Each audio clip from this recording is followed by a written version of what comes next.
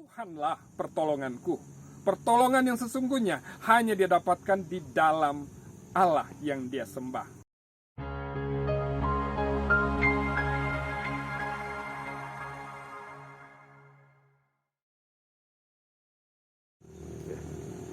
Sola Gracia, jumpa lagi dengan saya, Pendeta Audi Ngantung, di dalam acara Gema Injil Anugerah. Sahabat anugerah yang diberkati oleh Tuhan Yesus Kristus, saat ini kita dapat menyaksikan bagaimana alam ciptaan Tuhan yang menunjukkan bagaimana kemahakuasaan Tuhan. Nah, pada saat ini, mari kita sama-sama merenungkan kasih Tuhan yang dapat kita ambil di dalam kitab Mazmur, pasal 151, ayat 1 sampai dengan ayatnya yang ke-8. Namun sebelum kita membaca firman Tuhan, mari kita berdoa. Bapa dalam surga, kami bersyukur kepadamu pada saat ini, karena kasih Tuhan terus menjadi bagian hidup kami, dan kami memiliki kesempatan menikmati ciptaan Tuhan, bahkan menikmati kebenaran firman Tuhan. Kami memohon hikmat daripadamu. Dalam nama Tuhan Yesus kami berdoa. Amin.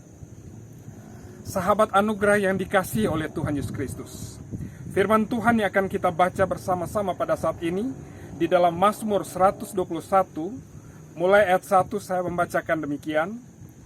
Nyanyian Siara. Aku melayangkan mataku ke gunung-gunung, dari manakah akan datang pertolonganku? Pertolonganku ialah dari Tuhan yang menjadikan langit dan bumi. Ia tak akan membiarkan kakimu goyah, penjagamu tidak akan terlelap. Sesungguhnya tidak terlelap dan tidak tertidur penjaga Israel. Tuhanlah penjagamu, Tuhanlah naunganmu di sebelah tangan kananmu. Matahari tidak menyakiti engkau pada waktu siang, atau bulan pada waktu malam. Tuhan akan menjaga engkau terhadap segala kecelakaan. Ia akan menjaga nyawamu. Tuhan akan menjaga keluar masukmu dari sekarang sampai selama-lamanya. Sahabat anugerah yang dikasihi Kristus, dalam pembacaan kita di sini, Raja Daud mengungkapkan bagaimana keyakinannya kepada Allah yang dia sembah sebagai Allah pencipta alam semesta. Dia berkata bahwa dalam keberadaannya sebagai seorang pemimpin suatu bangsa, suatu umat pilihan Allah, dia tidak dibebaskan dari persoalan, tidak dibebaskan dari pergumulan. Ada saja pergumulan, ada saja permasalahan yang dia hadapi. Tetapi muncul pertanyaan yang juga menjadikan dia mempertanyakan tentang Allah yang dia sembah, dengan berkata bahwa aku melayangkan pandangku ke gunung-gunung. Dan kemudian dia bertanya, dari manakah datang pertolonganku? Suatu pertanyaan yang terucap dari Raja Daud berbicara tentang kerinduannya terhadap seorang atau satu pribadi yang menjadi sandarannya, menjadi penjaganya. Dia kemudian menjawab di dalam ayat yang kedua, pertolonganku ialah dari Tuhan yang menjadikan langit dan bumi. Ia tak akan membiarkan kakimu goyah, penjagamu tidak akan terlelap. Raja Daud begitu yakin menyatakan bahwa Tuhanlah pertolongannya. Dia punya keyakinan yang kokoh bahwa Tuhan yang dia sembah sanggup menjaga dia, sanggup melindungi dia dari segala macam permasalahan, dari musuh, dari persoalan, dan apa saja. Dia punya keyakinan terhadap Allah yang dia sembah. Dia menyatakan bahwa Tuhanlah pertolonganku.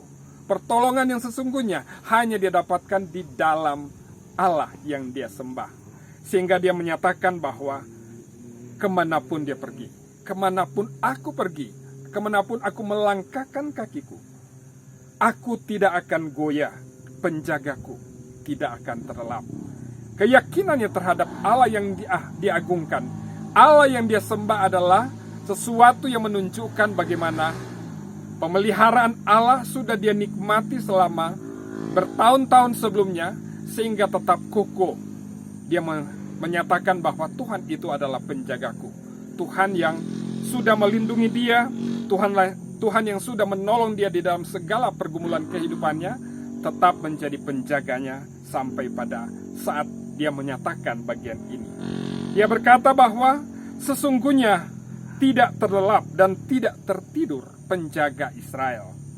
Tuhanlah penjagaku, Tuhanlah naunganmu. Ia di sebelah tanganmu, di sebelah tangan kananmu. Matahari tidak menyakiti engkau pada waktu siang, atau bulan pada waktu malam.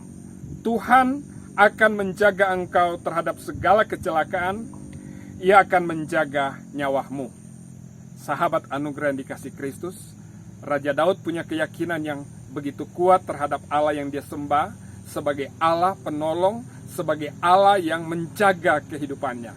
Hal ini kita dapat temukan janji yang dinyatakan Allah di dalam Tuhan Yesus Kristus, menunjukkan bukan saja pemeliharaan selama di dunia ini, tetapi di dalam Tuhan Yesus ada janji, ada suatu penyataan yang menyatakan bahwa dosa kita dihapuskan, dosa kita disucikan karena Kristus sudah berkorban bagi kita di kayu salib. Allah menyatakan kasih-Nya kepada umat manusia di dunia ini karena tidak ada seorang pun yang benar di dunia ini. Semuanya berdosa, semuanya terancam hukuman kekal. Tetapi di dalam Kristus ada jaminan. Siapa yang percaya kepada Kristus, dia memiliki kehidupan yang kekal. Dosanya ditebus, dia dikuduskan satu kali untuk selama-lamanya, dan ada janji kehidupan yang kekal bersama dengan Tuhan di sorga. Namun selama masih berada di dunia, setiap orang yang percaya kepada Kristus ada janji pemeliharaan Tuhan terjadi dari hari ke hari, dari waktu ke waktu, dalam semua pergumulan, dalam semua persoalan.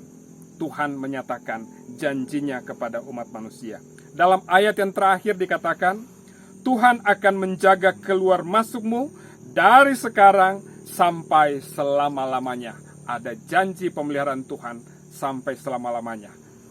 Jika saudara merenungkan pribadi, benarkah Kristus sudah ada di dalam hidupmu?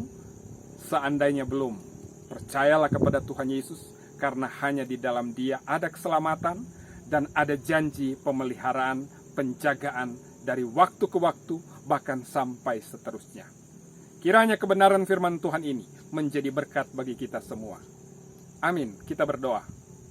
Bapa dalam surga, terima kasih kami boleh mendengarkan firman Tuhan dan menikmati bagaimana janji Tuhan memelihara umat, memelihara Raja Daud, dan juga menjadi janji bagi kami yang percaya kepadamu, sehingga kami yakin bahwa kami berada dalam pemeliharaan Tuhan seterusnya.